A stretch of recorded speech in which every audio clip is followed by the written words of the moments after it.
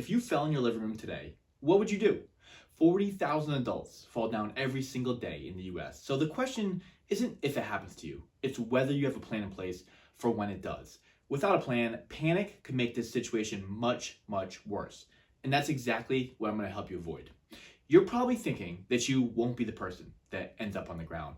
But the truth is, every single day, thousands of American adults end up there unexpectedly. Working as a home care physical therapist, I see patients once they get out of the hospital following an injury from a fall.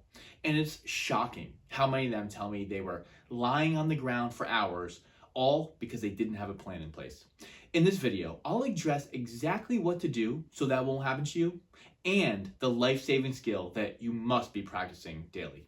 Not only that, but I'll also explain the surprising reason why what you do in the days and weeks following a fall is even more important than what you do when you're on the ground immediately after the fall. First, don't panic, especially if you haven't been on the ground recently. It's tough to stay calm when you find yourself in this position. Your adrenaline will be spiking. You're freaking out. But do your best to take a deep breath or two and just analyze the situation. You have time, and taking those few seconds to calm yourself down can make a massive difference for you. Do a quick body scan.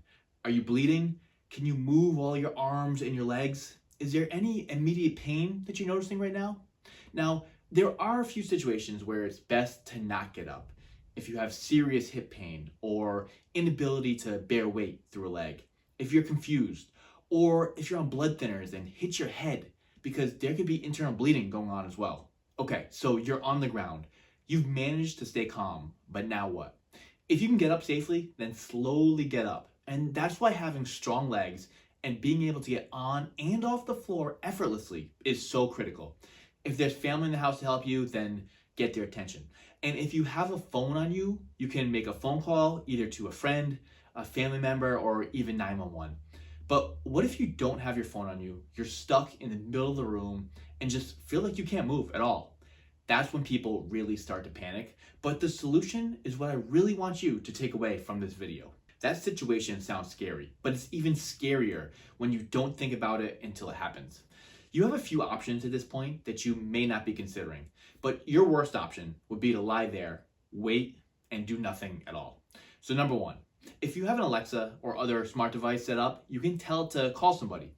And if you don't, it might be a good idea to get one for situations like this. A medical alert system can also work. Number two, you could yell for a neighbor if you think they could hear you. And hopefully somebody has a spare key or you have a lockbox set up outside so that neighbors or even EMS can get in. And if you really can't get up or contact anyone, you need to try to crawl to your phone or to a piece of furniture that could help you then get up. Crawling is a skill that could and will save your life. And it's why I always recommend getting comfortable with being on the ground before you end up there unexpectedly.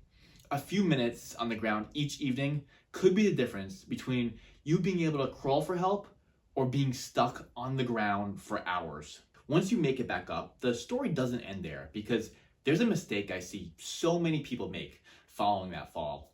They never analyzed why they fell in the first place and just chalk it up to bad luck.